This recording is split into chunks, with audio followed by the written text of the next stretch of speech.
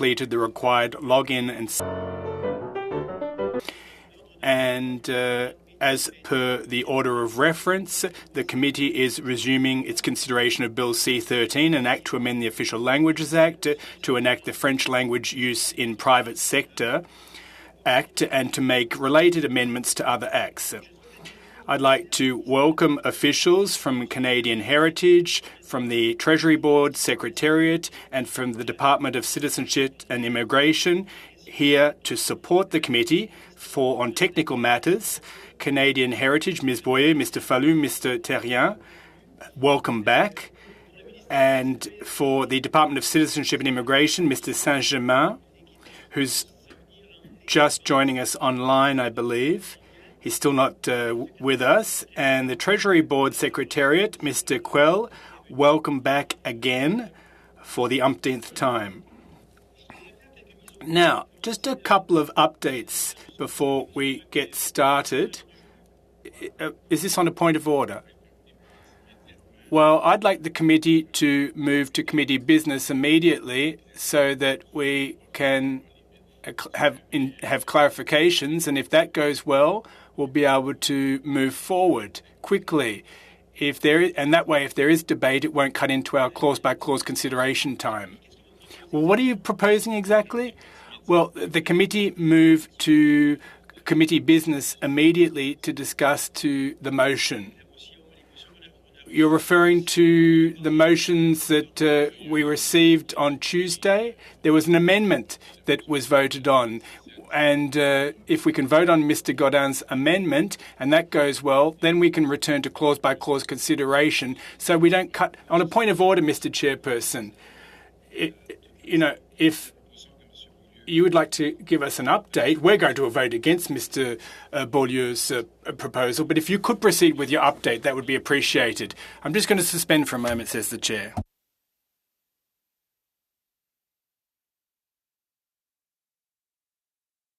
Okay. Alors, si je comprends mieux.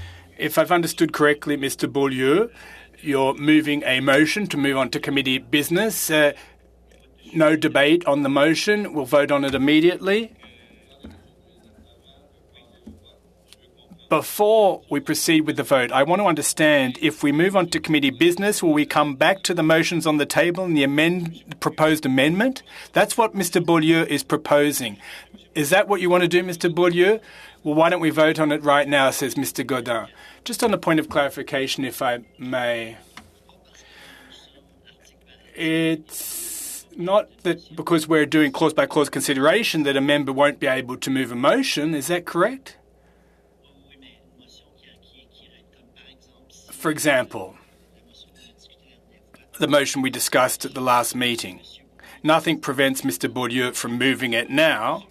Well, yes, if I may, Mr. Beaulieu, if I may, before we come back to this, I'd just like to start with my update, as I intended to do at the outset.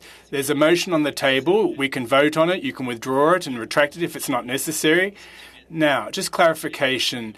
On Tuesday, we missed out on a lot of time because of technical issues, and I decided that last meeting wouldn't count as the 8th meeting.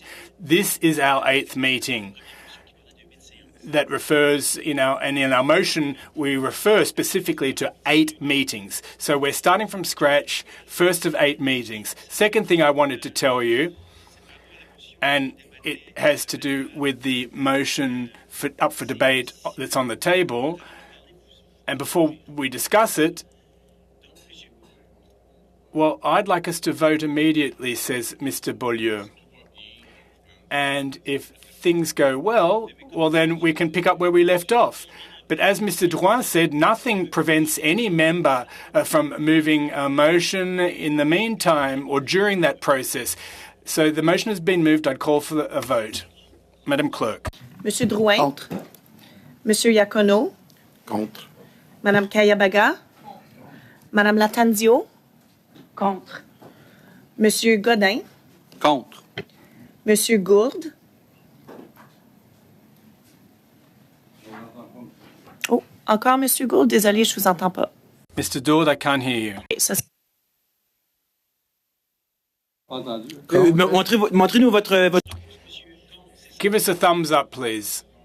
Against. Contre? Monsieur Martel. Monsieur Beaulieu. Et Madame Ashton. Contre. Bon, évidemment, 10 contre 11. Well, 10-1. The motion is defeated. And so we'll resume committee business, or rather clause-by-clause consideration. Mr. Godin, you wanted to take the floor. Please proceed. Well, in fact, Mr. Chair,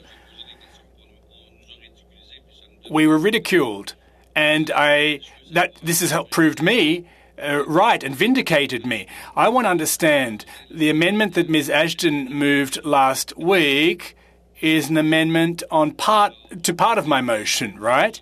Now, it's now time to debate my motion, and I can read it out loud if you wish, or how would you like me to proceed? Well, you can... Here's my decision. Correct me if I'm wrong. Last week, there was a main motion moved by you, Mr. Godin, that was amendment voted on, an amendment from Ms. Ashton. There were words that were used, such as delete, and which would have affected an ambiguous part of Ms. Ashton's amendment to your motion. So here's my decision as chairperson, and tell me as a committee whether you approve my decision by unanimous consent. The motion read as follows: that the committee conducts clause-by-clause consideration of the bill for an additional 4 sittings, 2 sittings per week. This was clearly voted on or amended by Ms. Ashton, and to say 6.5 sitting hours. I think that was understood unequivocally by everyone. The second part of your amendment, because there were 2 parts, said that Clause 54 of Bill C-13 would be deferred to the end of clause-by-clause consideration and that it be considered with debate. Now, that part, I've decided to keep it as it is in the amended motion, because I listened back to the tape a number of times. We read the blues, we read the transcription over and over, and there was a bit of confusion. And so I don't want to disfigure, if you will, the original motion, and that's my intent behind this decision. So I just want to make sure everyone's on the same page here. Your amended motion, Mr. Godin, will refer to 6.5 sitting hours. That's been voted on, and everyone understands that. Part 2 will remain intact. Is it the will of the committee, by unanimous consent, to support that decision? Is there anyone who would stand up against that chair's decision? Well, for the record, that's where we're at. So let's come back to the amended motion, the Ms. Ashton's amendment of Mr. Godin's motion. Mr. Godin, go ahead. Well, Mr. Chairperson, I'd just like to make an attempt to convince my fellow members to support this motion.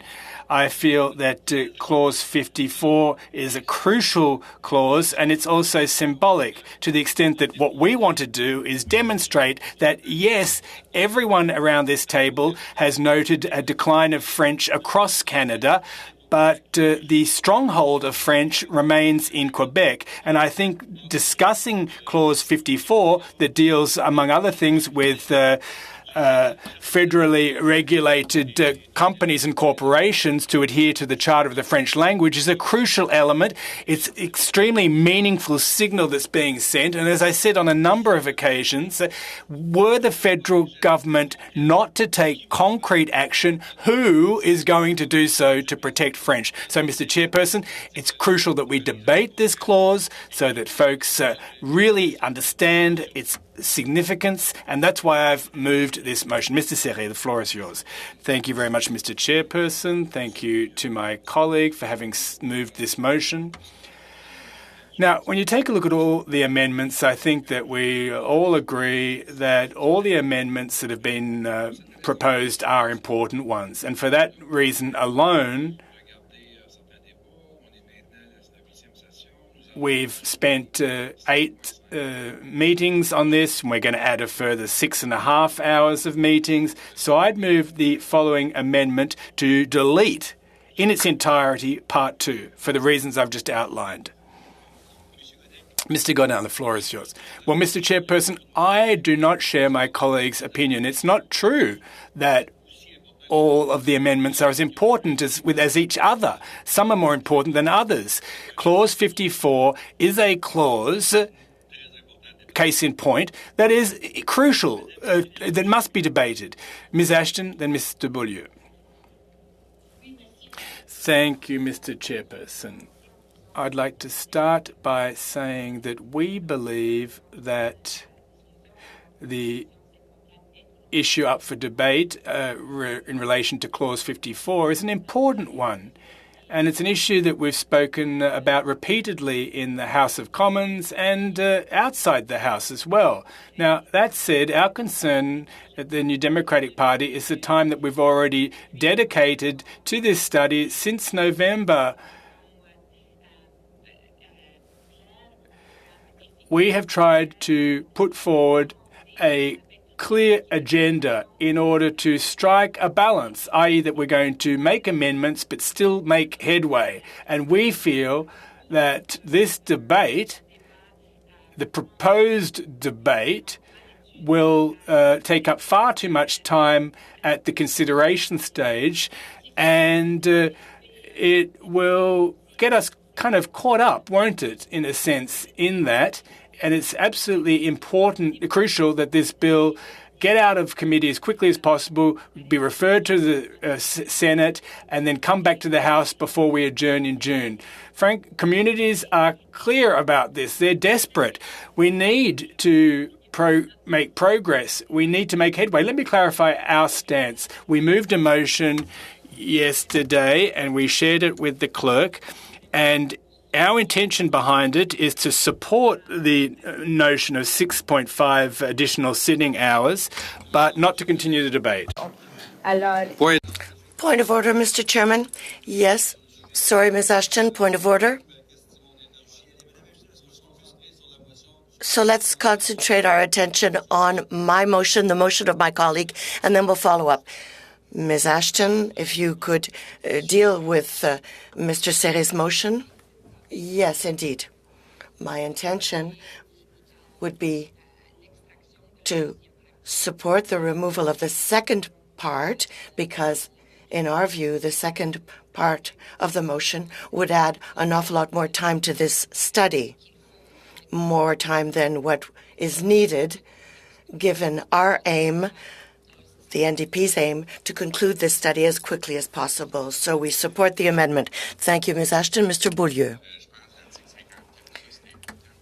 Clause 54 is important in Quebec. There's a consensus around this. All previous premiers, including the Liberals, have supported this proposal.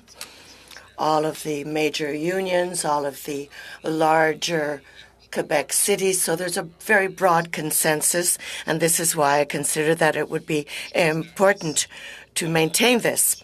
And if the motion, Mr. Godin's motion, is clear in my mind, we're not extending the time frame. We're just reorganizing things so that we have time to debate Section 54 at the end. And Mr. Serre's amendment, I do understand it. The idea here would be to vote against Clause 54 while retaining the 6.5 hours. Once again, Mr. Chairman, we have a demonstration of procedural issues that are leading us to wasting our time. My personal opinion is that the Liberals and NDP don't want to debate Clause 54, and I'm extremely disappointed, Mr. Chairman. Thank you. I don't see any other speakers, so let's move to the vote. Donc, on vote sur l'amendement. On the amendment, and before the vote, I checked with the clerk. The term used by Mr. Serre is supprimer, strike out the second portion of the main motion. So we're striking out the second part. It would no longer be there. Inaudible. I've asked for the vote. We haven't begun yet, so go ahead, please. Yes, very quickly. I don't understand why the NDP is saying what it's saying, because it should be supporting the Charte de la langue française. It's Mr. Serre's amendment. It's not the NDP's motion. Just a minute, please.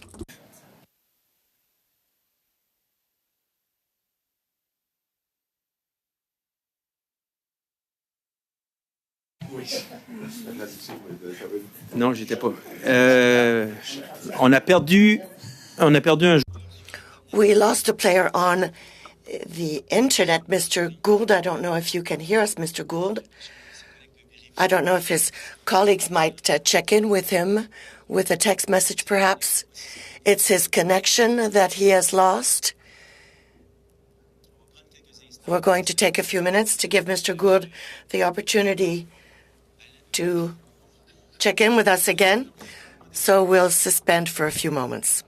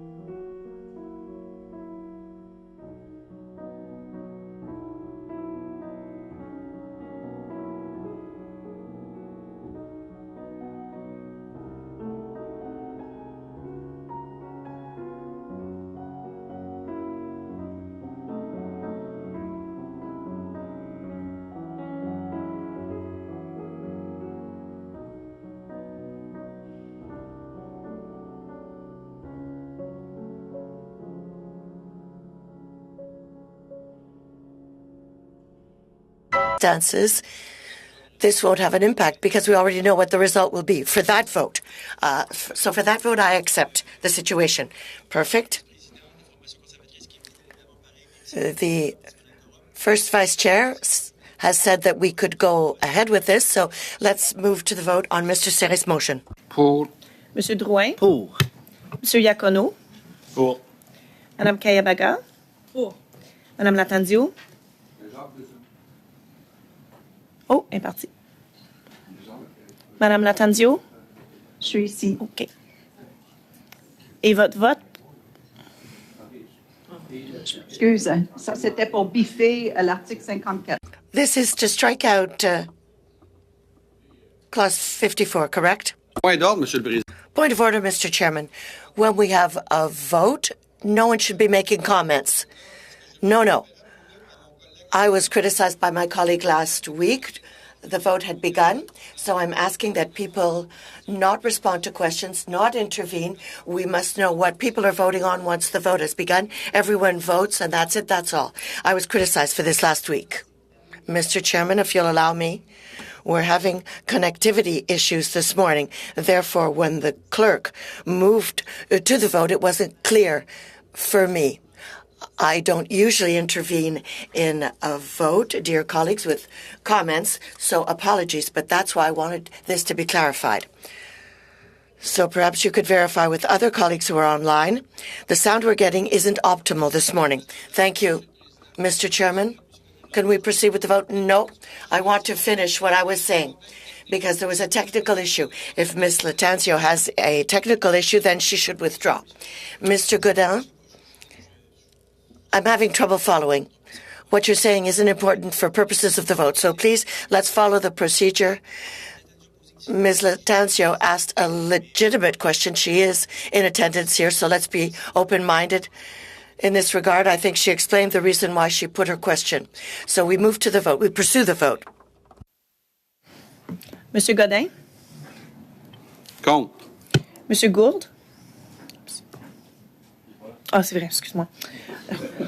C'est vendredi. Monsieur Généreux? Je vais voter pour Jacques, puis pour moi, 2 contre. Monsieur Martel? Monsieur Beaulieu? Madame Ashton? Pour. OK. Donc, 6 pour, 4 contre. So 6 for against, it's carried. So we move to the main motion as amended. Is there anything else? If not, we'll move to the vote. No interventions, so on Mr. Godin's motion. So The amended motion. Mr. Godin's amended motion. Let's move to the vote. Pour. Monsieur Drouin. Pour. Monsieur Iacono. Pour. Madame Kayabaga. Pour. Madame Latanzio. Pour. Monsieur Godin. Contre. Monsieur Gourde n'est pas là. Monsieur Généreux. Contre. Désolé, Monsieur Martel. Contre. Monsieur Beaulieu. Contre. Et Madame Ashton. Pour. Donc, 6 pour. 6 in favor, 4 against. So the amended motion carries. Mr. Godin, go ahead. I would like to table a new motion, please. Go ahead. So that in the context of this study, in relation to the consideration of Bill C-13, an act to amend the Official Languages Act to enact the use of French in federally regulated private business act, consideration of clause of the various clauses be postponed to the end of the clause-by-clause consideration. Clause 27.1 to Clause 52. I've provided a copy to the clerk. So consideration of Clause 27.1 to Clause 52 of Bill C-13 be postponed to the end of the clause-by-clause.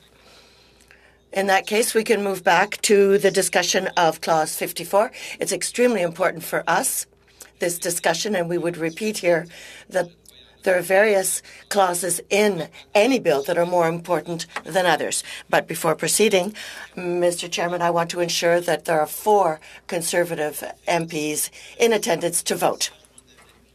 So before moving on, let's ensure that everyone has a copy of your motion. Everyone has the text of the motion. What's happening with Mr. Gould? Inaudible, please. He's trying to connect. He has to reboot his system. So we'll suspend for a few minutes in order to allow Mr. Gould to join the meeting. Here in the room, we're trying to find someone else to temporarily stand in for our colleague. Thank you.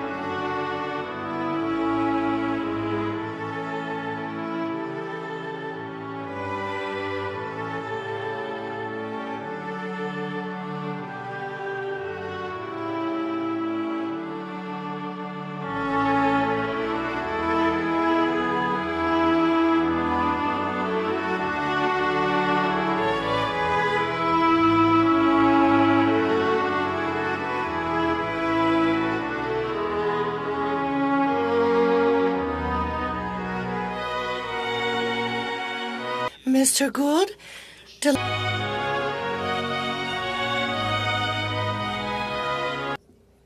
We've lost faces. Ms. Ashton is back. We're still waiting for Ms. Latanzio. Oh, my.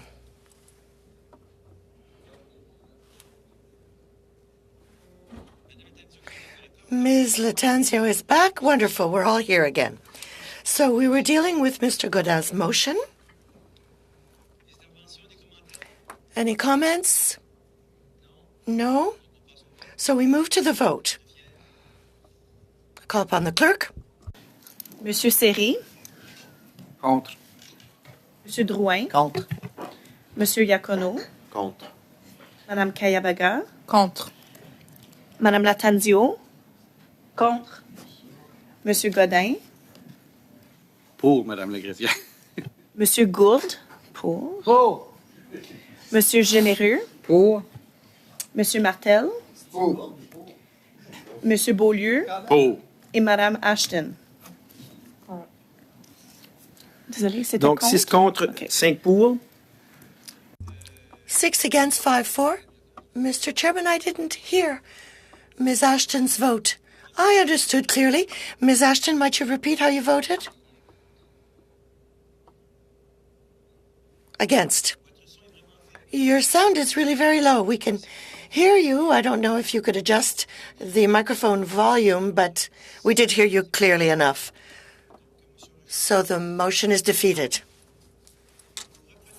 We therefore are resuming. Resuming our study at clause, a new BQ 32, Mr. Beaulieu. So the new BQ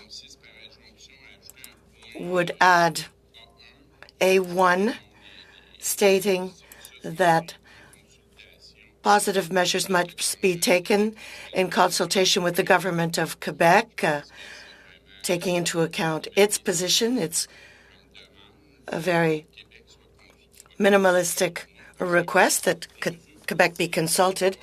The positive measures, well, we'll look at them more closely later, but since the adoption of the Official Languages Act, we have just seen a reinforcement of English in Quebec, whereas French is declining. This decline is accelerating, so I think it's a minimum here that the Quebec government be consulted for future positive measures, and we also add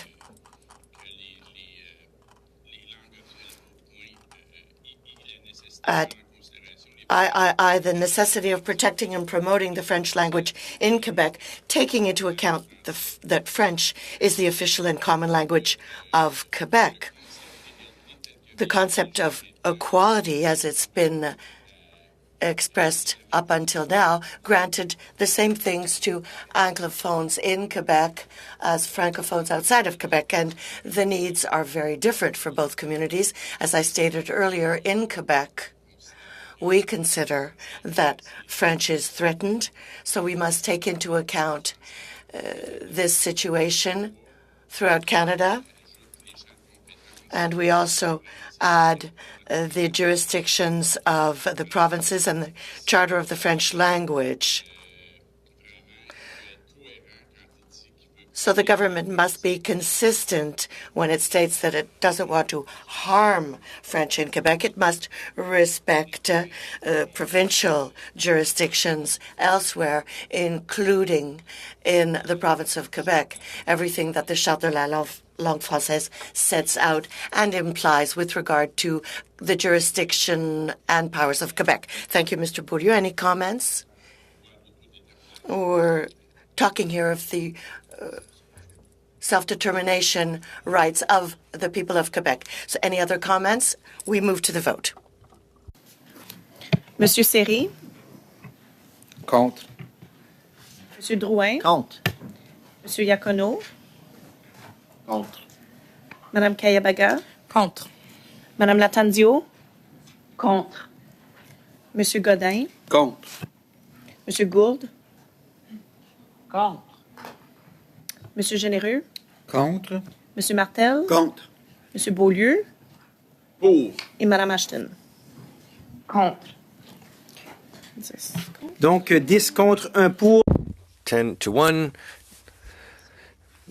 Now we're up to CPC 29, Mr. Godin.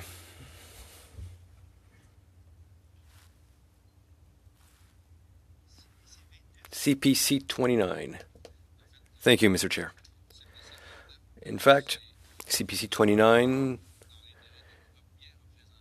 has for objective to represent adequately the FCFA. This is why we're tabling CPC 29 as an amendment. Do you need me to read it? It's pretty long. Yes, but before you read it, though, I would like to remind all members that if CPC 29 is adopted, BQ 33, NDP 7, NDP 8, BQ 35 cannot be tabled because then there will be a conflict in between the lines between the French and English versions. So if CPC 29 is adopted, BQ 33, NDP 7 and 8, and BQ 35 cannot be tabled. Please go ahead, Mr. Godin. In fact, can we hear me? Yes? Okay. Oh, we just lost the screen here. Oh, the screen was not working ahead in front of me. All right, so, Mr. Chair, these are slight adjustments, but they're important, so I will read them. A, by replacing line 14 on page 12 with the following. C, shall include measures, among others, to. B, by replacing line 25 on page 12 with the following. If those measures are consistent with the mandate of the federal institution in question. And C, by replacing line 32 on page 12 with the following. Strong institutions serving those communities, if those measures are consistent with the mandate of the federal institution in question. D, by replacing lines 34 and 35 on page 12 with the following. Shall, on the basis of analysis. E, by replacing line 41 on page 12 with the following. The possibilities for avoiding or at least mitigating those negative impacts. I believe, Mr. Chair, that these adjustments will simply strengthen Bill C-13. Any comments? People in the room, people on screen. Okay, no comments, so we'll go to the vote. Madam Clerk? Contre. Monsieur Drouin. Contre. Monsieur Iacono. Contre. Madame Kayabaga. Contre. Madame Latanzio. Contre. Monsieur Godin. Pour. Monsieur Gourde. Pour. Monsieur Généreux. Pour. Monsieur Martel. Pour. Monsieur Beaulieu Contre. et Madame Ashton. Contre. Donc 6-4. 7-4. Yes. Ouais. 7 contre. 7 against, 4 in favor. Therefore, it is rejected. Before we move on, Mr. Gould, I don't know if it's your microphone. We can hear you, but we don't hear you that well when you speak. Oh, maybe the mic was not in position. All right, so now we're moving on to BQ 33. Mr. Beaulieu, before you go ahead, if BQ 33 is adopted, then NDP 7 and BQ 34 cannot be adopted due to a conflict. So I'll repeat. If BQ 33 is adopted, NDP 7 and BQ 34 cannot. Go ahead. Earlier, there was an amendment in line with the Quebec government's position, and this is added because we believe that French should be particularly protected in Quebec. So at line 21, page 12, we want to help the organizations that promote French be. So we want to add of Canada and the French-speaking character of Quebec in their activities in Canada or elsewhere. Are there any questions? Any comments? People who are here virtually? No comments? All right, let's go to a vote, Madam Clerk. Contre. Monsieur Drouin. Contre. Monsieur Iacono. Contre. Madame Kayabaga. Contre. Madame Latanzio. Contre. Monsieur Godin. Contre. Monsieur Gourde. Contre. Monsieur Généreux. Contre. Monsieur Martel. Contre. Monsieur Beaulieu et Madame Ashton. Contre. Donc 10 contre, 1. 10 against, 1 in favor. Rejected. We now move to NDP 7. Ms. Ashton, the floor is yours. I would like to withdraw this motion. Thank you, Ms. Ashton. Withdrawn. Which means we move on now to BQ 34.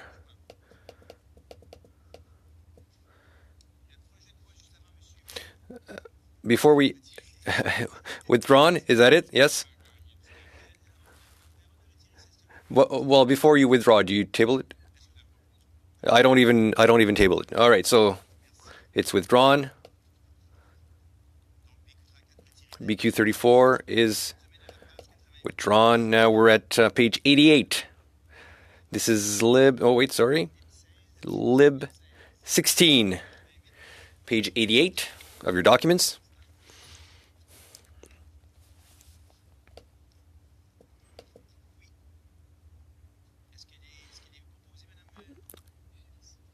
Is it proposed? Yes? All right, just a second, please. I will need to suspend momentarily.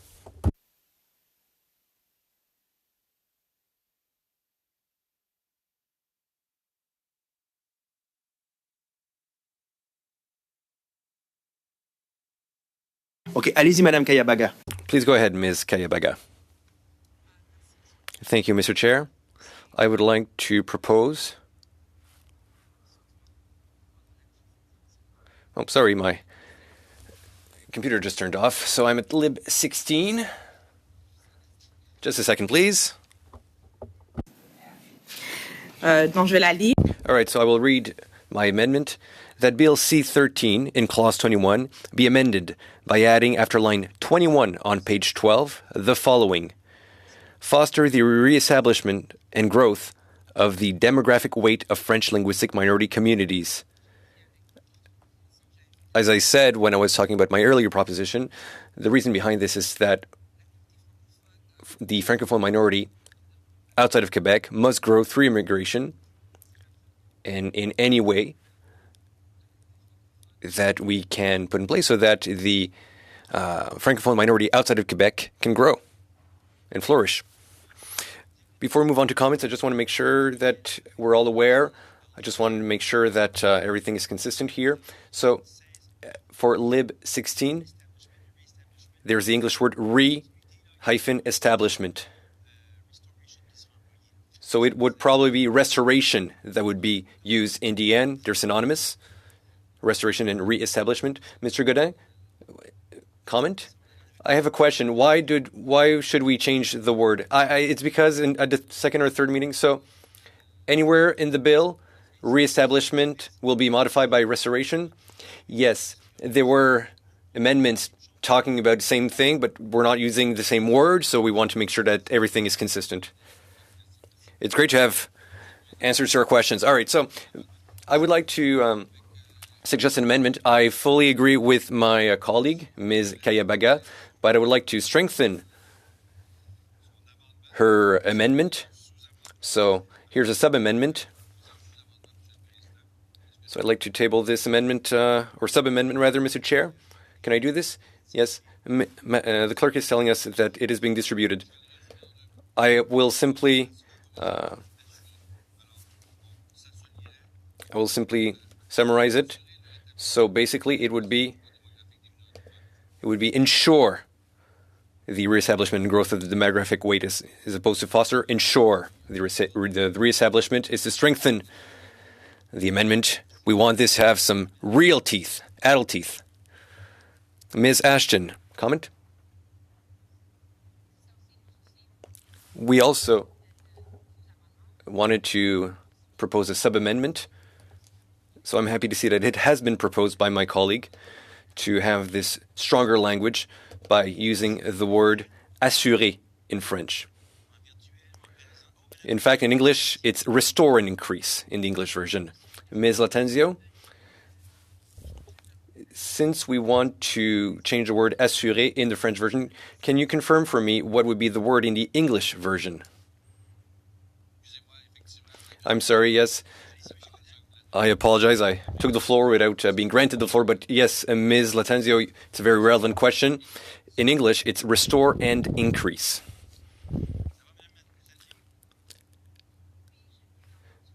Did you understand? Yes, I did. I did understand my colleague. There were no sound issues this time around. Thank you. Any more comment? I see some hands up, but I think it's because we forgot that the virtual hand was raised. All right, so now we're voting on Mr. Godin's sub-amendment on Lib 16. Monsieur Drouin. Oh. Monsieur Iacono. Pour. Madame Kayabaga. Pour. Madame Latanzio. Pour. Monsieur Godin. Pour. Monsieur Gould. Pour. Monsieur Généreux. Pour. Monsieur Martel. Pour. Monsieur Beaulieu. Madame Ashton. Pour. Donc, So the sub-amendment has been adopted unanimously. So now we're back on the main motion or on the main clause. Are there any questions? So now we're voting on Ms. Kayabaga's amendment as amended, right? That's what I just said. Well, I just wanted to make sure. All right, so I'll say it clearly. So now we're back to Lib 16 as amended unanimously. All right, Madam Clerk, voting on the main motion, please. le lire au complet, est-ce que ça veut dire... You want me to read it fully? Okay, so to restore and increase the reestablishment and growth of the demographic weight of French linguistic minority communities. So in English, what would it be, Mr. Godin? So we took out the word foster in English. Increase. Restore and increase the restoration...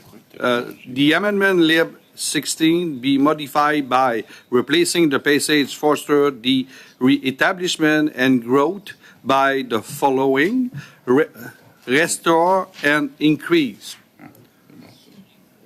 OK. Restore and increase the establishment and growth of the demographic weight of French linguistic No, minority no, no, no, communities. no, no, no, no, no, no, no, no. Oui, c'est ça. C'est ça. C'est ça. Restore and increase the reestablishment, qui sera corrigé par restoration. Ce sera un pléonasme, mais quand même. And minority communities. OK, so, tu peux dire l'amendement, toi. Donc, on passe au vote. En anglais, là. Monsieur Serré.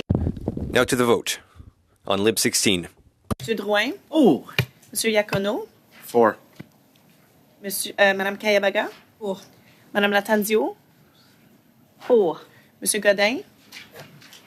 Just for you, Ariel. In favor. Monsieur Gould. oh, Monsieur Généreux. Oh, il est parti. Il est pas là. Monsieur Martel.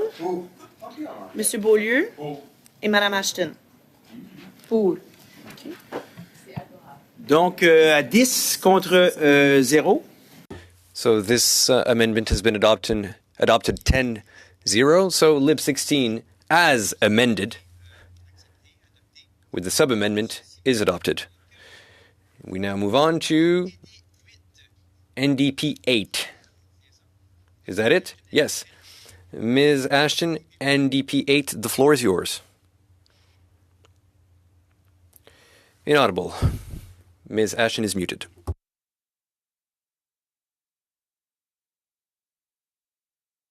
On vous entend pas, madame. Ms. Ashton, we can't hear you. I believe you're muted. And can you hear me now? Great, perfect. Thank you. I'm extremely pleased to table NDP 8, which will help in the federal government's negotiations with provinces and territories. The goal is to negotiate language clauses for OLMCs. By tabling this amendment to C13, our objective is to ensure that linguistic clauses are set in agreements with provinces unless impossible, which would be very uncommon. This amendment is proposed following the great work of Francophone and Acadian communities who have suffered through years of underfunding of their services. These are communities who need to fight every day just to have basic services, including financial services of the federal government. I would like to acknowledge the work of everyone who fought hard to keep open the Montfort Hospital here in Ottawa, those who fought for maintaining open the Saint-Jean campus in Alberta, those who ensure graduate studies in Northern Ontario, those who want to ensure that there are childcare services all across Canada in French, for example, like in my community of Thompson, for those who want to receive healthcare in French. This amendment's objective is to create historically great conditions for them. And through this amendment, the federal government will never be able to cast aside linguistic minorities by always ensuring that there are language clauses in agreements with the provinces and territories.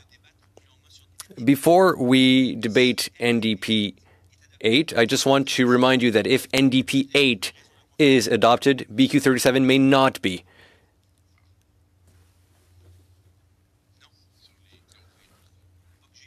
Nope, that's not. No, there's no conflict there. It would be BQ 37 who could not be tabled should NPD 8 be adopted.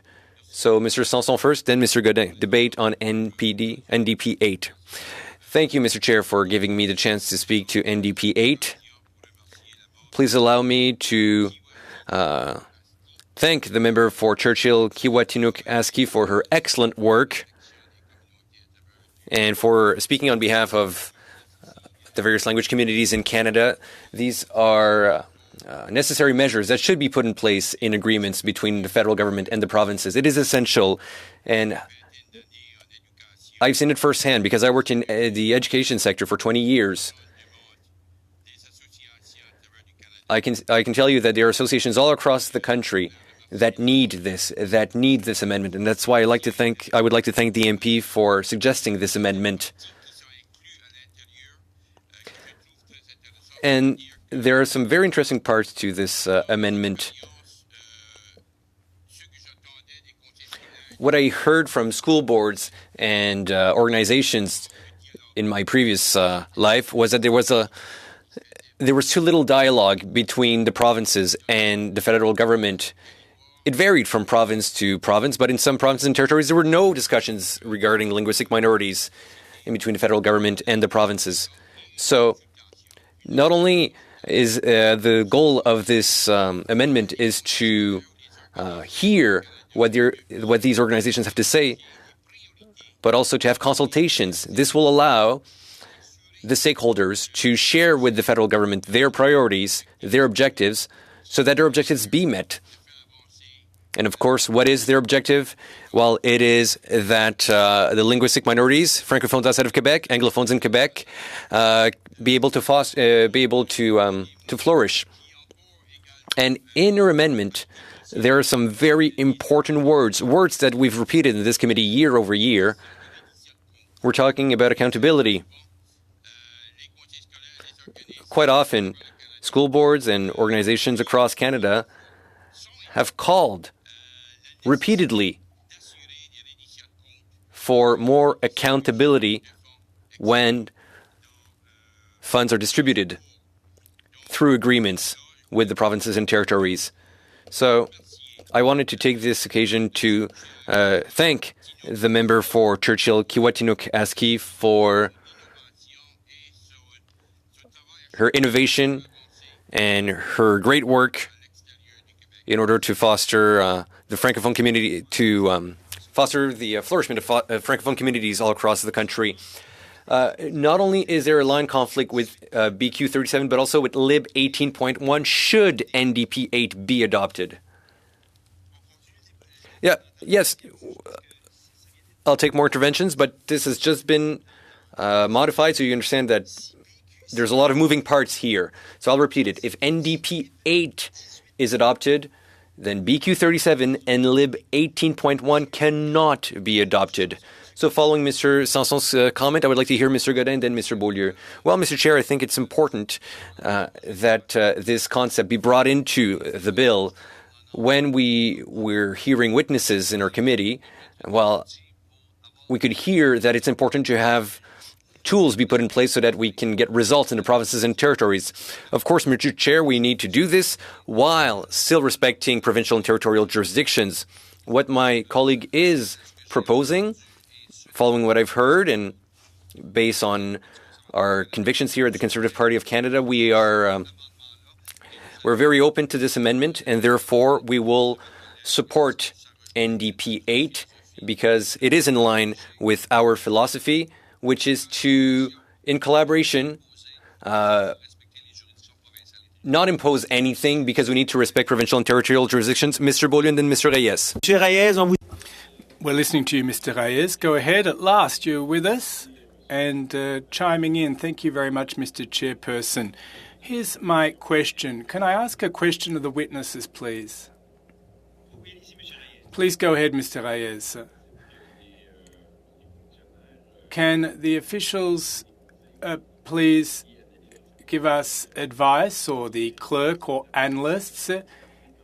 This amendment tabled by the NDP, will it have teeth and be able to compel the government in any future investments in the provinces and territories, obligate the government to put in place language clauses, or only call on the government to entertain, etc., without it being binding? Could you please confirm that? One moment, Ms. Reyes, Mr. Reyes, the official. Thank you very much for the question, Mr. Chairperson. Now, under this amendment, the federal government must take the necessary steps to promote, etc., in negotiating agreements with the provinces and territories in order to include language clauses. It is not to obligate them, and I think Mr. Godin just referred to this, because oftentimes these agreements fall under provincial and territorial areas of jurisdiction. So it establishes the obligation to discuss the matter in a systematic and ongoing manner with the provinces and territories, i.e. of the need to include them, but there's not an obligation. Mr. Chairperson, if I could ask a supplementary question. I'd like to ask the very same official this. The federal court decision or appeals court in 2022 between the federal government and the government of BC, would the NDP amendment mean that that decision would be upheld in a similar case in the future? Or alternatively, as the official said, would there only be an obligation to consult? And despite everything we've seen, the government hasn't gone to sufficient lengths to put in place language clauses. Am I mistaken? Would NDP 8 in no way avoid the decision that we saw between the federal government or from the Federal Appeals Court? Thank you very much. Chantal Terrien. I'll hand the floor to my colleague. Thank you very much. In response to the question, Mr. Chairperson, yes, the obligation is in line with that particular Federal Appeals Court case, is in line with case law, and in Part 7, when it speaks of positive measures, that much is made clear. Mr. Beaulieu. I think you've already responded indirectly to my question. So in other words, that means that language clauses wouldn't be foisted upon the Quebec government. Yes, that is correct. They wouldn't be imposed on them, but federal stakeholders would discuss them. Well, in that case, out of solidarity with the Francophone and Acadian communities, I'll support this. Any other questions about NDP 8? Virtually, in person, Madam Clerk, the vote. Monsieur Drouin? Pour. Monsieur Iacono? Pour. Madame Kayabaga? Pour. Madame Latanzio? Pour. Monsieur Godin? Pour. Monsieur Gourde?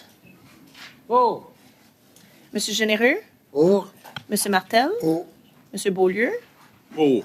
et Mme Ashton. Donc, adopté. Carried unanimously. NDP 8. That brings us to NDP 9.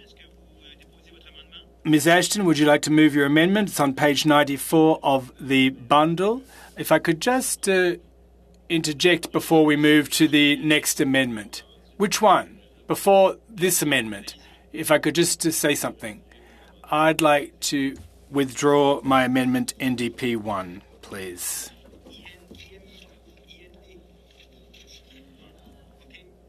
END 1, rather. Page 100 of our document package. Thank you, Mr. Reyes. Ms. Ashton, NDP 9, rather. Page 94.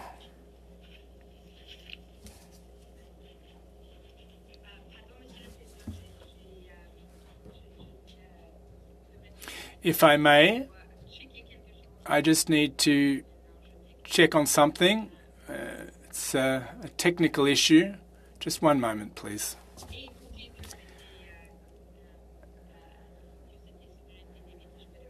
And I'd like to thank the committee for its support of NDP 8. But just one moment, please. Stand by.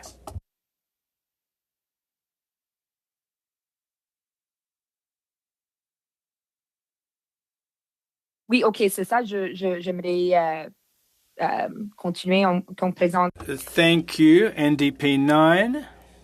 If I could introduce it. We all have a copy of NDP 9, page 94 of our document bundle. Ms. Ashton, would you like to comment on NDP 9? Or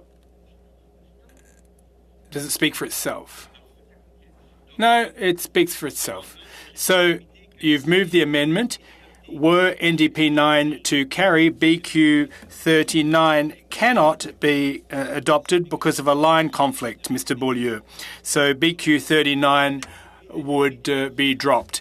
NDP 9, gone. Any comments virtually, in person? Hold on a sec. We have Mr. Serre. Just a quick question of officials. Ms. Boyer, for example. The NDP 9 amendment. It factors in positive impacts, right? So could you give us examples of what that might mean in reality?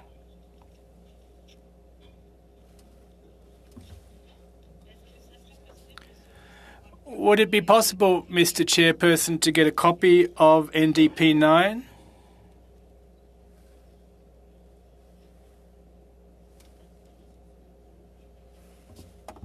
Monsieur le Président, est-ce qu'on peut... Just a moment, please. Before we proceed, Ms. Ashton, you submitted a new NDP 9, is that correct? And the one that you're referring to has a different reference number. I want to make sure that everyone is referring to the same one. Up in the upper left-hand corner, it's a different number. The interpreter regrets he missed the number. Yes, we have received an updated version of that amendment. So is everyone aware of this? The reference number of NDP 9 is 1226211. Mr. Serre, a question of Ms. Boyer. Go ahead, Ms. Boyer. Well, what NDP 9 proposes is to factor in potential positive impacts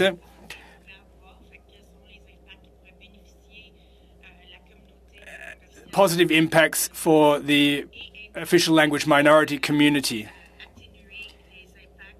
and suggests that negative impacts should be minimized on those official language minority communities. But I don't have any examples that come to mind as far as positive impacts are concerned. But in short, the impacts would benefit the community, the majority of the community members. Mr. Serra, is that fine? Any other questions about NDP 9? Ms. Latanzio, please proceed. As Mr. Chairperson, to continue along the same lines, if I may, could Ms. Ashton give us examples as to how to evaluate these positive and negative impacts, or the lack thereof? It seems kind of discretionary, left up to the discretion of blah, blah, blah, and I'm just questioning that. Ms. Ashton. Well,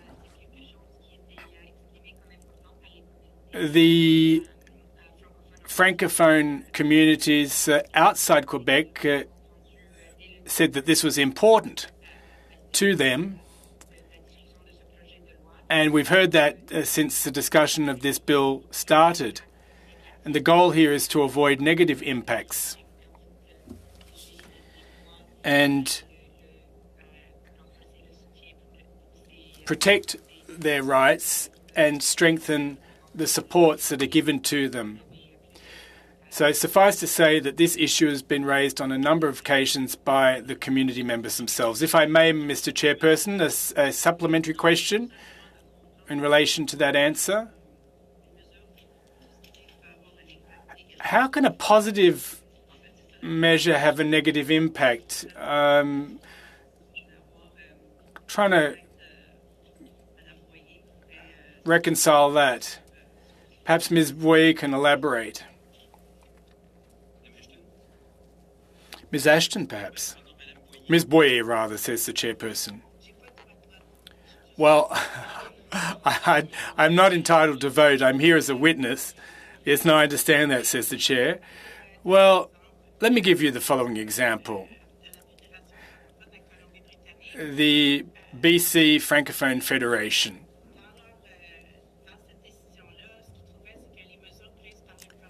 It was determined under the decision that the government measures didn't have a positive impact on the communities.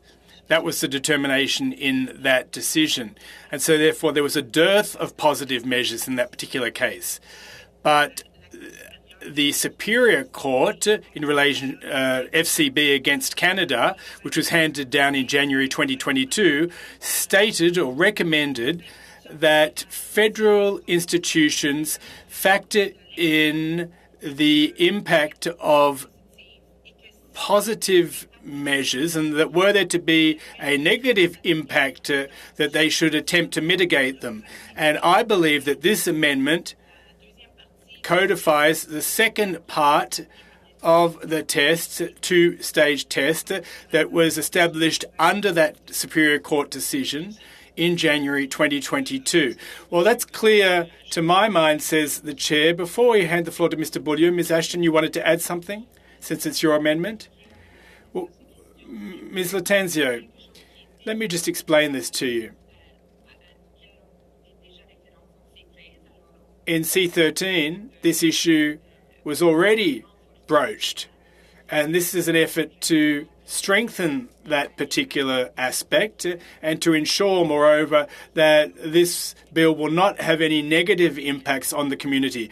It serves as clarification and also as a way of strengthening what is already in the legislation. I call for the vote, says Mr. Beaulieu, or Mr. Godin. There are no more speakers on the speakers list. The vote, please, Madam Clerk. Pour. Monsieur Drouin? Pour. Monsieur Iacono? Pour. Madame Kayabaga? Pour. Madame Latanzio? Pour. Monsieur Godin? Pour. Monsieur Gourde? Pour. Monsieur Généreux? Pour. Monsieur Martel? Oops. Monsieur Beaulieu? Pour. Madame Ashton? Pour. Donc, à l'unanimité. It's unanimous. So BQ 35 is deleted. Mr. Beaulieu, you already said you wouldn't introduce that. Now, page 96, BQ 36.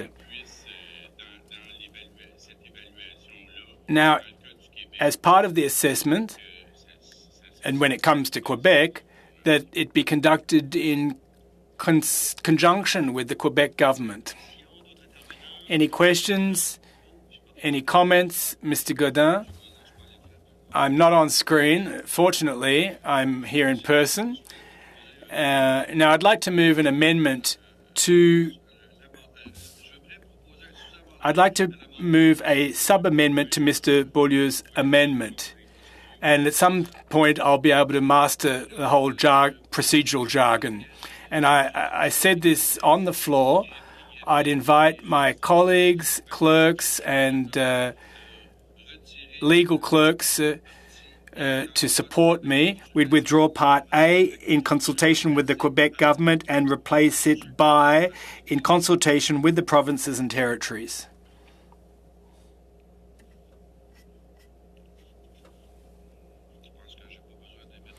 I don't think I need to comment on that. It's quite straightforward. Yes, in consultation with the provinces and territories. Any questions? Quote, based findings and in the case of Quebec on consultation with the government of Quebec. Any questions? We'll vote on it then. Contre. Monsieur Drouin? Contre. Monsieur Iacono? Contre. Madame Kayabaga? Madame Latanzio? Contre. Monsieur Godin? Pour. Monsieur Gould? Pour. Monsieur Généreux? Pour. Monsieur Martel? Pour. Monsieur Beaulieu? Pour. Et Madame Ashton? Contre. Donc 6 contre 5. 6 against, 4 in favour.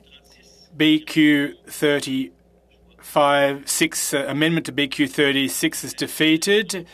Now, let's vote on BQ 36 itself. Drouin? Contre. Monsieur Iacono? Contre. Madame Kayabaga? Contre. Madame Latanzio? Contre. Monsieur Godin? Contre. Monsieur Généreux? Contre. Monsieur Gould? Contre. Monsieur Martel? Contre. Monsieur Beaulieu? Pour. Et Madame Ashton? Contre. Donc 10 contre 1. BQ 36 defeated. Mr. Serret. I can now introduce Lib 18.1. Well, first we have BQ 37, says the chairperson. It's coming up. Never fear. BQ 37. Thank you.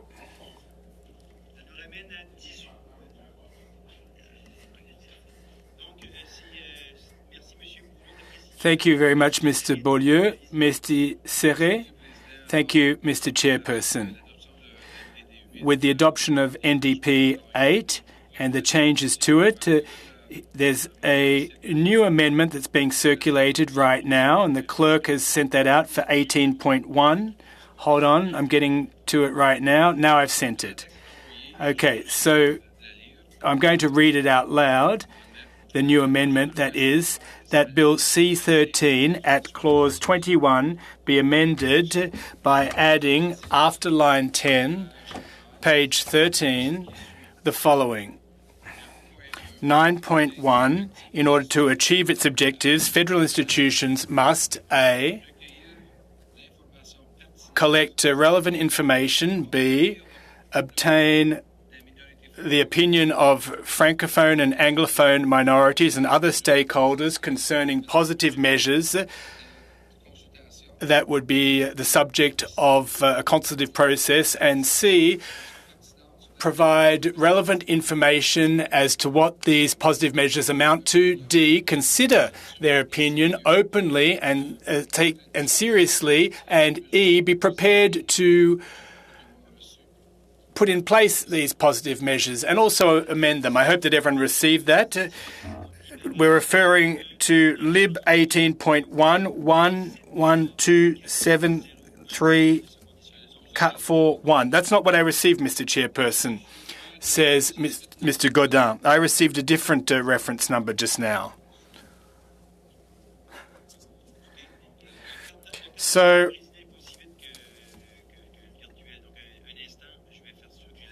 I just want to make sure I have my hands on the right copy, says the chair.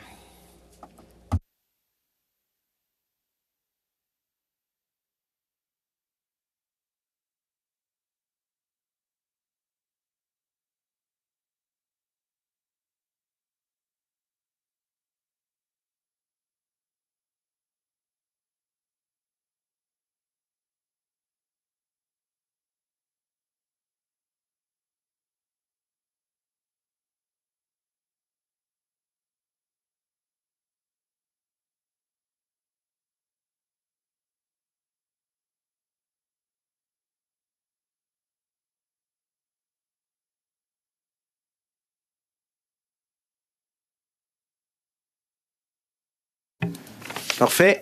Donc, Perfect. So the document you've received bears the reference number 122-68948, Lib 18-1. Go ahead, Mr. Godin. Before going any further, with regard to the procedure here, I have a question. How is it that Mr. Serré can table an amendment when I have CPC 30 that deals with the same thing, and he goes ahead of me because he's presenting it here on the floor? Just 1 minute, I'll get back to you. consulter les greffiers. I'm consulting our legal clerk.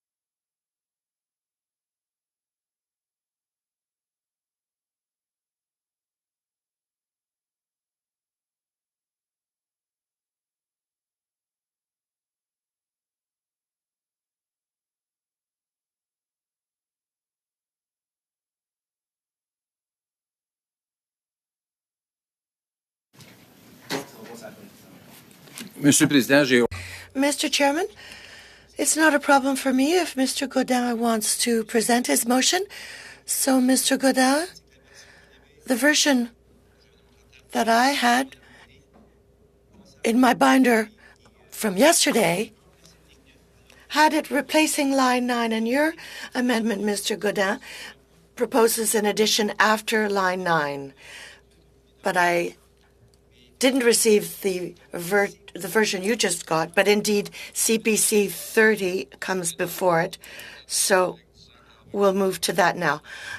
Very uncomfortable for me to hear that my colleague was going to reject mine before it was even read. Anyway, I have CPC 30 here, and I'm proposing that Bill C-13 in Clause 21 be amended by adding after line 9 on page 13 the following, 9.1. When engaging in consultations, every federal institution shall A.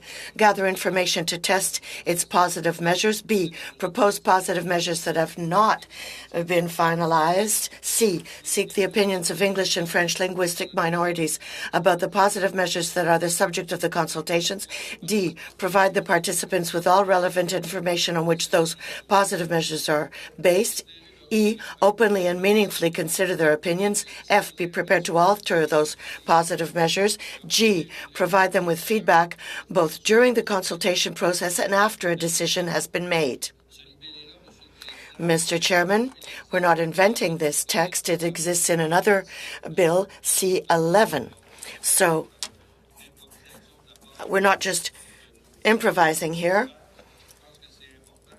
I think it's important to outline this for our experts. And if we look at the federal court's decision of the FCCB 2021, there is a requirement to consult.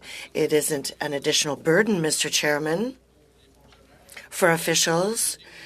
Minority communities will know where they stand, and I believe they deserve this respect because they are fighting daily, and it would be an additional tool for them. So this is important, but we've just learned, just before I tabled this, we learned that the Liberals are going to vote against it, and I'm very disappointed by this attitude, but it's not a first. Thank you, Mr. Godin. Comments around the table? Mr. Beaulieu? Yes, information Clarification. This doesn't require that the government of Quebec be consulted and that there is no negative impact for Quebecers, Mr. Chairman. It's CPC 31 that's going to come afterwards that covers this, I think. We're dealing with CPC 30, so your question isn't relevant here, perhaps. Please repeat it. Go ahead, Mr. Beaulieu. Well, I've just seen CPC 31 that requires consultation of the provinces, but this hasn't yet been accepted. We'll have to wait and see. But it looks like there's no positive measure that would weaken French. No, not at all. It's consultation, and the idea is to work collegially with stakeholders. That's the aim here. Thank you. Around the table, on the screen, I don't see any hands up, so we move to the vote. No. We're going to move forward here. Mr. Serré, we're voting. Contre. Monsieur Iacono? Contre. Madame Kayabaga? Contre. Madame Latanzio? Contre. Monsieur Godin?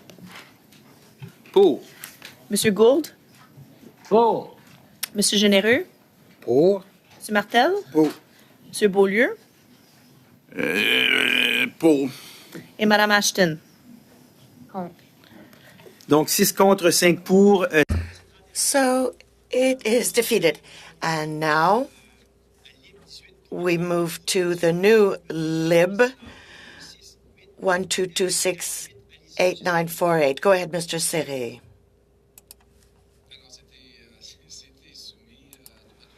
So this was provided to all members. 18.1. I think I read it previously, so there's no need to go back to that. So that's all I had to say. Thank you very much. Lib 18.1. Mr. Godin, Mr. Chairman, to move forward, I have no comment to make. No one on the screen, so we move to the vote. Go ahead, please. Monsieur Drouin? Pour. Monsieur Iacono? Pour. Madame Kayabaga? Madame Latanzio? Pour. Monsieur Godin? Monsieur Gould? Contre. Monsieur Généreux? Contre. Monsieur Martel? Contre. Monsieur Beaulieu? Contre. Madame Ashton? Pour. Donc 6 pour. 6 in favor, 5 opposed. Lib 18.1 carries. CPC 31, Mr. Godin. It's been withdrawn. CPC 31. In fact, Mr. Chairman, my intention was to withdraw it, but can I table it again? It's up to you. So, Mr. Chairman, CPC 31, that Bill C-13 in Clause 21 be amended by replacing line 15 on page 13 with the following. The Minister of Canadian Heritage and the provincial and territorial governments make regulations in. Any comments? I don't see any hands up. Yes, Mr. Beaulieu? Yes, I think it would be important to adopt this, to carry it, because there must be a requirement to consult provincial and territorial governments, because the consequences will continue to be negative in Quebec. So I think it's important to at least consult in order that harm is reduced as much as possible. Thank you, Mr. Beaulieu. I don't see any other hands up. We move to the vote. Monsieur Drouin? Contre. Monsieur Iacono? Contre. Madame Kayabaga? Contre. Madame Latanzio? Contre. Monsieur Godin? Pour. Monsieur Gould? Pour. Monsieur Généreux? Pour. Monsieur Martel? Pour. Monsieur Beaulieu? Pour. Madame Ashton? Donc 6 contre, 5 pour. CPC 31 retiré. Rejeté.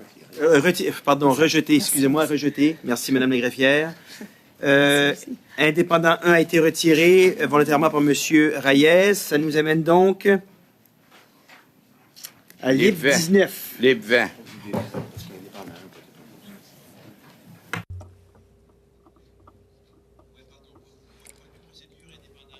So Ind 1 was not moved. So this brings us to Lib 19. Lib 19 is not being proposed. It's Lib 20 that we're dealing with. Go ahead, Mr. Sanson. Thank you very much, Mr. Chairman. I'm delighted indeed today to be here with you to discuss another very important case that we've experienced throughout Canada. We talk about school boards. Not long ago, we saw a new census. There were questions under parts 21, 2, and 3. More than 600,000 potential students were identified thanks to this census throughout Canada. And it's fine and dandy to have a potential number of students. But in some provinces, we saw that some people had to wait 20 years in order for schools that they're entitled to be built. They're entitled to the school. They're entitled to education. They're entitled to a lot for building a school, but they don't have the lot. So it's essential that the government and the Official Languages Act support minorities in this regard. This is why I am today proposing this amendment to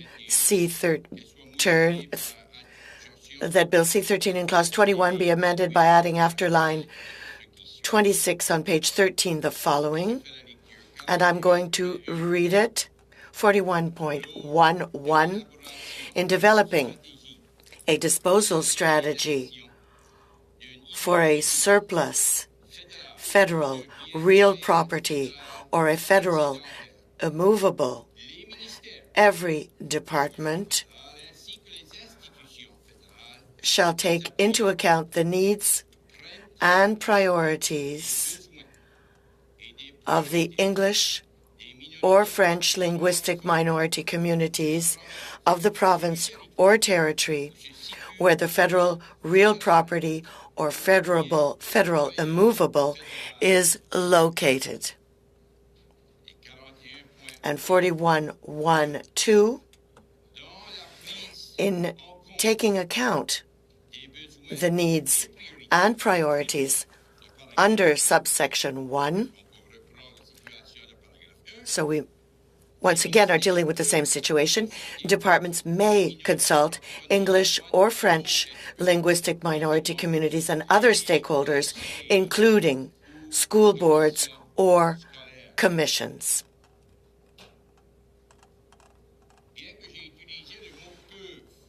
I say may in part 2, but I'm convinced that if the federal government wishes to take into account the needs and priorities of school boards and other such organizations, that they will consult. I can't imagine a situation where they wouldn't consult if I am taking into account the needs and priorities. I'm convinced that in taking into account these needs and priorities, they will be consulting these communities.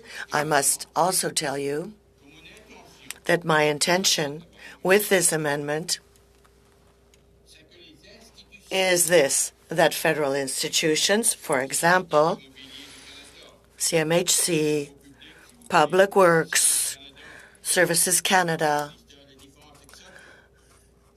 DND, etc., be required to offer the opportunity to people so that they're not forgotten. This opportunity must be granted to school boards in order that they be able to purchase at market price the lots needed. They're not asking for a donation here. The idea is to follow through with the respect of their rights. Rights to schooling, rights to an education, rights to land for building schools.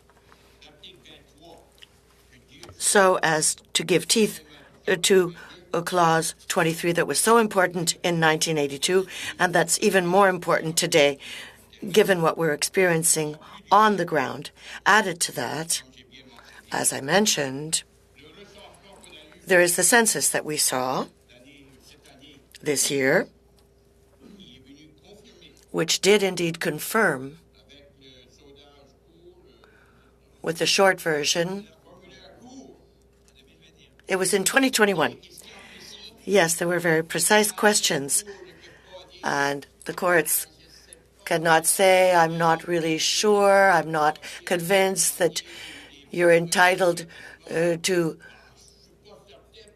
add more schools because the data we have are the statistics of StatsCan that don't respond to sections 2 and 3. But now this is clearly set out, and the data is there. These are facts that we're talking about. It's not just a possibility. It is indeed a fact. And we are now ready to move on with concrete action. So that's my intention here, that we be able to resolve these issues. And I would perhaps call upon Ms. Boyer to tell us if, in her view, this text would apply to CMHC when we're talking here about supporting federal institutions.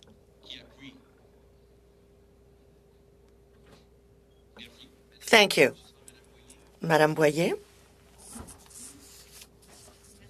Thank you very much. In this amendment, it is clear that departments must consult. It's the departments that are responsible for real property. So Canada Lands carries out sales for departments.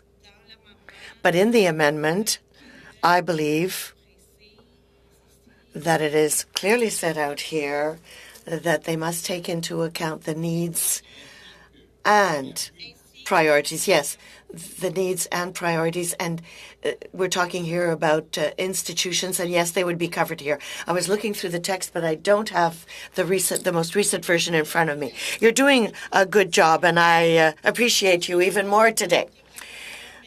My team is confirming this, so I can confirm this to you now. Thank you very much. Ms. Latanzio and then Mr. Godin. Go ahead, please. Ms. Latanzio. Thank you, Mr. Chairman. In my previous life, I was a school commissioner for the English Language School Board in Montreal, so this amendment, to my mind, reinforces the idea that we must strive to protect minority linguistic communities. So I wish to congratulate Mr. Sanson, my colleague, for this amendment, and I will fully support it. I support it 100%. Thank you. Mr. Godin, followed by Ms. Ashton. Thank you, Mr. Chairman. First of all, I wish to thank my colleague, Mr. Sanson, who was very passionate. We know that he has spent his whole life defending Francophone minorities throughout the country. And I want to come back to one of the comments he made. Unfortunately, we weren't able to include in the bill the numbers. Please deal with the amendment. Yes, I'm going to deal with it, but I wanted to describe my colleague who does extraordinary work for Francophones outside of Quebec and even in Quebec. I also would like to say this with regard to real property. I wish to congratulate Madame Marie-Pierre Lacroix, the president of the FACCB, who is working very hard. There is a file in BC with a similar situation regarding access to real property, and I wish to congratulate Ms. Lavoie. We must remember, Mr. Chairman, that the last witness before we began discussing C-13 was Mr. Denis Chartrand, who he too devoted his life fighting, among other things, for access to federal real estate real property. Mr. Chartrand is going to be shortly taking his retirement. It's not a secret, but I wish to thank him for his involvement and his devotion for Francophones outside Quebec. Mr. Chairman, I would have an amendment, a sub-amendment, to propose to Lib 20 in order to reinforce what Mr. Sanson stated in his presentation, but this hasn't been included in the amendment. And as Ms. Boyer was mentioning, we don't say shall but may, so I simply would like to read the text of my sub-amendment. Article 21. That the amendment, Bill C. reading clause 1 be amended by adding after line 26 on page 13 the following. 41.1, parenthesis 1, in developing a disposal strategy for a surplus federal real property or federal immovable, every department and supporting federal institution, and then I will add the following, including but not limited to the Canada Lands Company. Yes, not the Quebec Lands Company, the Canada Lands Company, Mr. Chair. Yeah, shall take into account the needs and priorities of the English or French linguistic minority communities, including but not limited to school boards or commissions. In the second paragraph, it is mentioned, but it must be included in the first paragraph as legislators. I think it's paramount that we be as specific as possible in our language to facilitate the work of judges. So, including but not limited to school boards or commissions of the province or territory where the federal real property or federal immovable is located. 2. In taking account the needs and priorities under subsection 1, departments and supporting federal institutions, including but not limited to the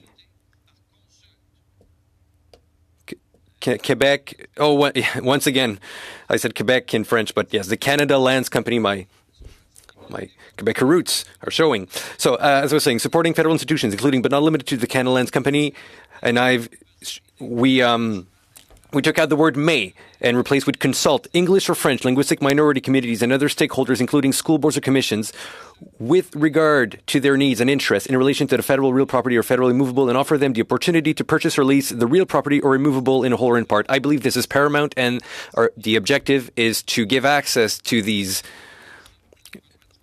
real properties so that the federal government can offer infrastructure to the rights holders. Thank you, Mr. Godin. On the content of your sub-amendment, it's fine, but I'll let our legislative clerk tell us if this sub-amendment is receivable from a procedural standpoint. So I'll give him the floor.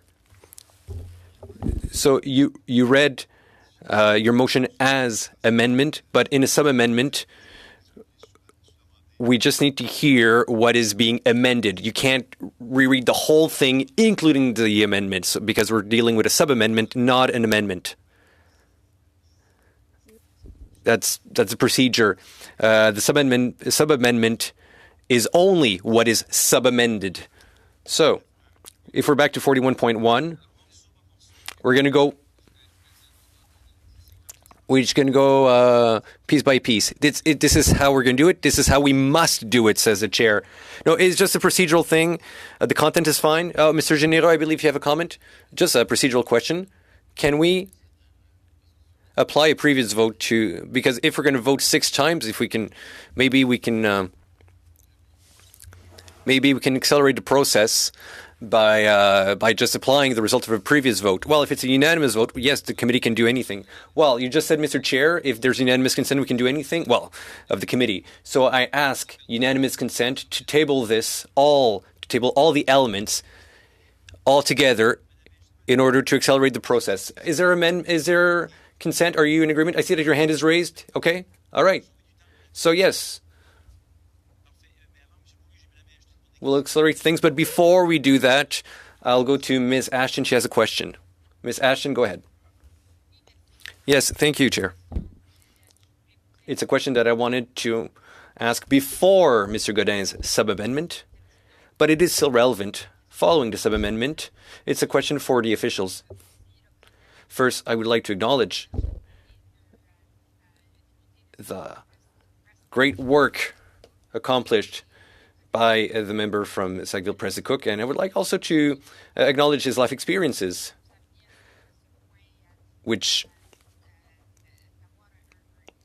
permeates his amendment, an amendment which will result in improvements for various communities in Canada.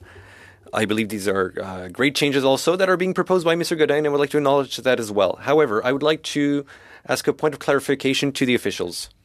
We know that Indigenous communities are also considered when there's a sale or purchase of federal lands.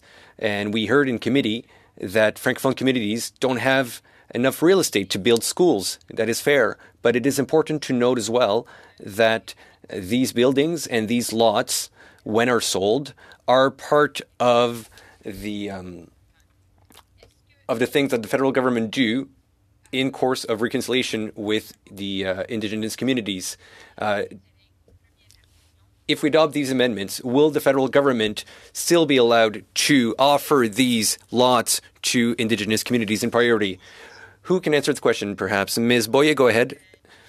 Answer. So the Lib 20 amendment is based on the directive on the management of real property. That is a directive that has been elaborated, or developed rather, by TBS. And the directive's objective is to deal with the raised question and to ensure that the transfer of real property, well, there are 5 conditions that we go through these conditions in a specific order. A, it must be done in a government-wide perspective, so it must take into account other departments' needs. It must be efficient, equitable, and transparent. It must guarantee the best possible value for the taxpayer. And now, this is really important, takes into account the interest of communities, including OLMCs and other government levels. And last, remember there's a hierarchy, respect all legal obligations regarding Indigenous groups. So when there's disposal of a real property, this directive must apply. And what this directive said is that notice should be given in the order to departments, provinces, territories, OLMCs, Indigenous groups. So this amendment does not put Indigenous communities at the forefront, but it does not modify any legal obligations towards linguistic, or rather Indigenous communities. Ms. Ashton, do you have another question following this answer from officials? Perfect. Thank you. Mr. Beaulieu, your turn. Well,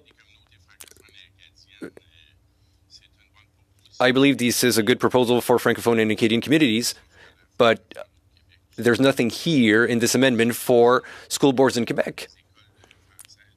In French schools, especially in Montreal, we see that some of these schools have to give classes in basically trailers. There are some English schools that are empty. I mean, school is funded through provincial taxes, and it's always a fight for the government to try to transfer some laws or some schools to the other communities so that there's enough space for everyone and for all school children. So this is why I will vote against this motion, because it seems that positive measures that are being taken will lead to the anglicization of Quebec, and Quebec will not be taken into account. Mr. Godin, well, for the benefit of everyone here in the room, in Quebec, yes, it is true.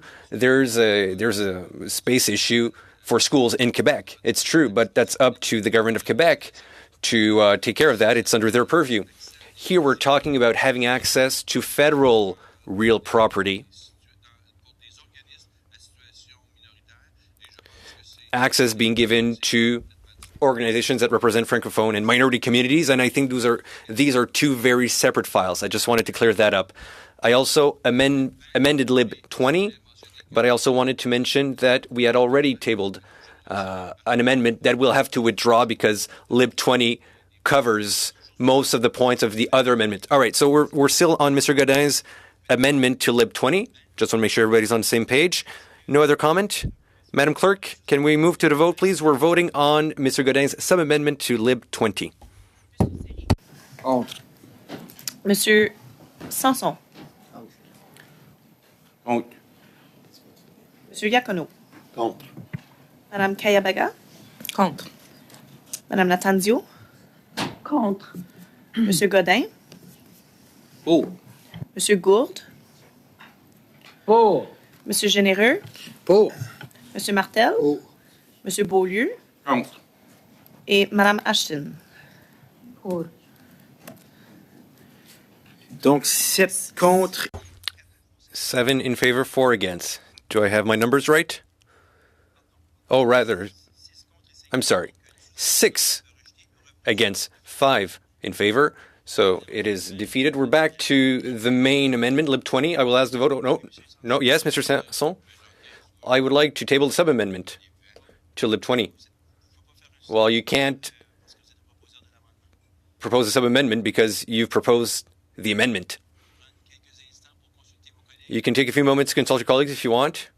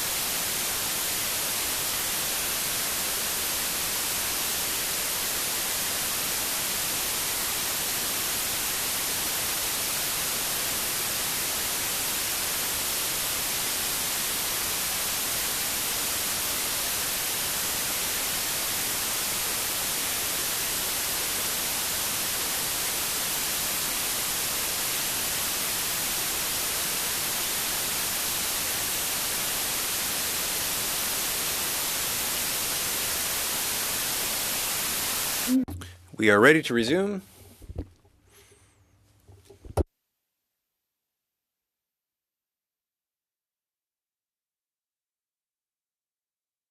OK, nous reprenons. All right, we're resuming. Mr. Serré? Mr. Serré, I think you've injured your ankle. All right, go ahead. Floor is yours. Thank you, Mr. Chair.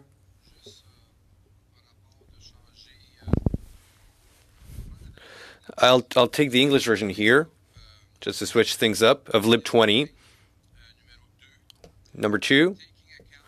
Needs and priorities under subsection 1. Departments, puis enlever may. On va l'enrichir. Departments shall consult English and French linguistic. Alors, c'est essentiellement remplacer may par shall. Ensuite, la version française, le numéro 2. So in English is the English version, number 2.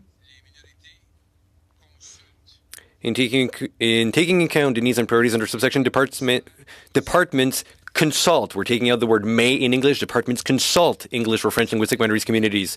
So we're taking out the word may or peuvent in French.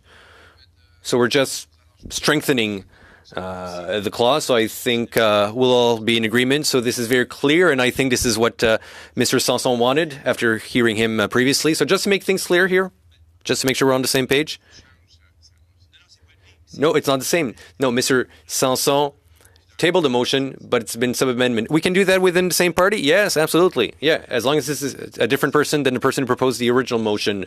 So as Mr. Serré said, this will strengthen Lib 20. All right, going to try to do this quickly. So under the sub-amendment, at paragraph 2, we're at Lib 20, paragraph 2, second line. Au lieu de may consult, shall. OK? Et la version de l'autre côté de la... And on the other side, departments consult. We're taking out the word may. They consult English or French linguistic minority communities. Does everybody understand the sub-amendment? Mr. Godin, floor is yours. Well, Mr. Chair, Liberals with their sub-amendment is basically stealing from the text that we tabled, which they voted against. They want to take away the whole Canada Lands thing. I'm okay with what they are proposing because this is exactly what we wanted to do. All right. Any other comments? People here in person, people virtually? No comments. We're moving on to the vote on Mr. Serré's sub-amendment. Pour. Monsieur Iacono? Pour. Madame Kayabaga? Pour. Madame Latanzio? Pour. Monsieur Godin? J'aurais aimé mieux avoir plus de mordant. I would like this motion or this amendment to have more teeth, but I will still vote in favor.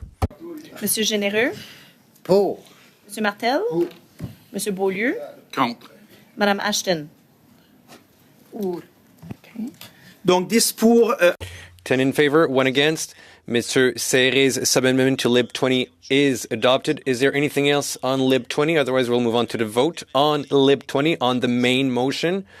I see no hands raised in person or on the screen, so we're now moving to the vote on Lib 20 as amended. Pour. Monsieur Iacono? Pour. Madame Kayabaga? Pour. Madame Latanzio? Absolument pour. Monsieur Godin? Pour mon collègue Sanson, pour. Just for my colleague, Mr. Sanson, I'm in favor. Pour. Monsieur Généreux? J'aurais aimé avoir plus de mordant, mais pour. I would like this to be more... I'm in favor, I'm in favor. Monsieur Beaulieu? J'aurais aimé ça que ça inclut les francophones.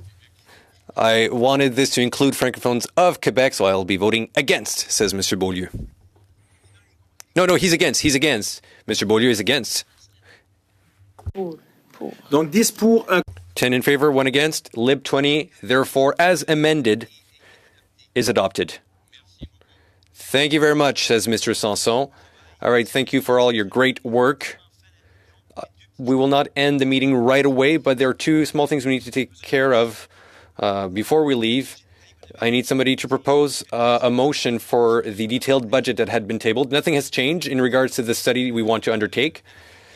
We're talking about going to Wales, among other places.